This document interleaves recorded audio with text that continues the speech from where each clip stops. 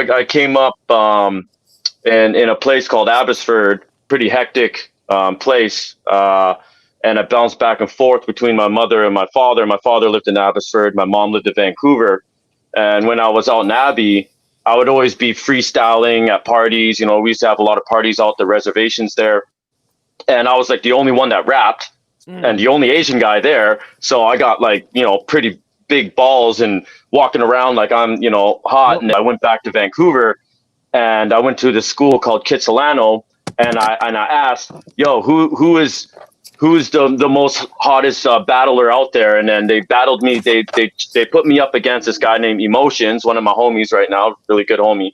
And he had his whole crew with him. He had the Fourth World Occupants, National Battle Association. Totally schooled me, but it humbled me.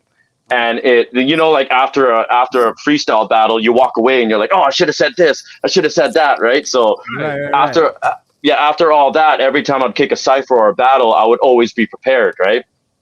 And so a lot of my music, like how I came up with, I actually started by writing poetry, right? And it was like around, I think, grade 8 or something. My English teacher was like, hey, why don't you read one of your poems over a beat?